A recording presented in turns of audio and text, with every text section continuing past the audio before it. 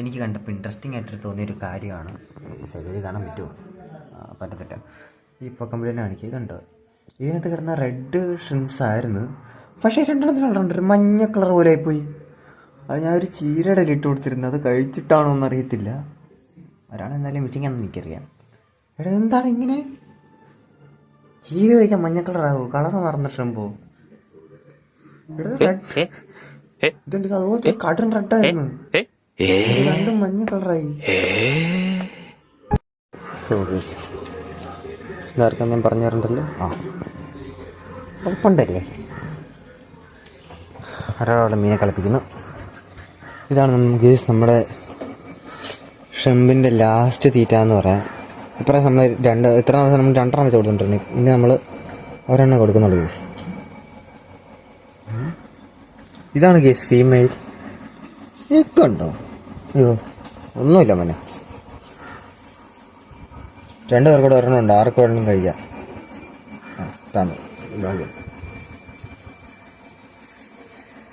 പിന്നെ തിങ്കളാഴ്ച നമുക്ക് വേറെ പ്രൊഡക്റ്റ് വരും ഗേസ്. അതെന്താണെന്ന് ഞാൻ കാണിക്കാം. അതെന്താണെന്ന് ഞാൻ തിങ്കളാഴ്ച കാണിക്കുന്നതായിരിക്കും.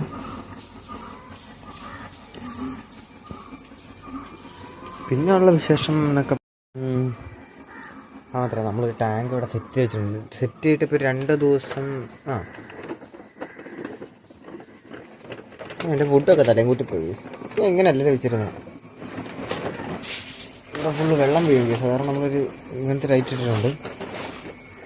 സത്യം പറഞ്ഞ ഇതിനകത്ത് ഞാൻ ഈ പായലും സാൻഡിനകത്ത് പിടിക്കുന്നത് ഞാൻ കണ്ടിട്ടില്ല. എനിക്കിത് പ്ലാന്റ് ചെയ്യാനും അറിയത്തില്ല. ഇത് ഇത്രയും താഴ്ന്നു കിടക്കാതെ കുറച്ച് ദിവസം കൊണ്ടൊന്നും ഫുള്ള് താഴും. ഇതിപ്പോൾ എന്തായാലും ഇങ്ങനെ കിടക്കട്ടെ. ഇത് മാറണം കേസ്. ഇതിനകത്തോട്ട് 2 കോഴിക്കാർപ്പിനെ ഒറ്റ എടുത്തിടാൻ. കോഴിക്കാർപ്പ് ഏത് മീൻ മേടിക്കുന്നത് നല്ല ഡൗട്ടുണ്ട് കേട്ടോ കേസ്. ഈ മഞ്ഞ സാൻഡ് ഇടാൻ പറ്റിയ വല്ല കളക്ഷൻ നല്ലൊരു മീൻ നിങ്ങൾ തന്നെ ഒന്ന് കമൻറ്റ് ചെയ്താൽ. നമ്മുടെ കയ്യിൽ പൈസ ഉണ്ടെങ്കിൽ, അതിനുള്ള കാശുണ്ടെങ്കിൽ നമ്മൾ മേടിക്കുന്നതായിരിക്കും കേസ്. ജസ്റ്റ് ഒന്ന് കമൻറ്റ് ചെയ്തിട്ടേക്കാം. ഓക്കെ. പിന്നെ നമ്മുടെ ഇത് ഗ്രോത്തായിട്ട് വരുന്നുണ്ട്. ഇതിൻ്റെ പേര് ഞാൻ നോക്കാൻ മറന്നു പോയി. ഡെയിലി ഒന്ന് ഓർപ്പിച്ച് നിന്ന് വരുന്നതായിരിക്കും. അപ്പോൾ ഈ ഇന്നത്തെ വീഡിയോ ഇത്രേ ഉള്ളൂ.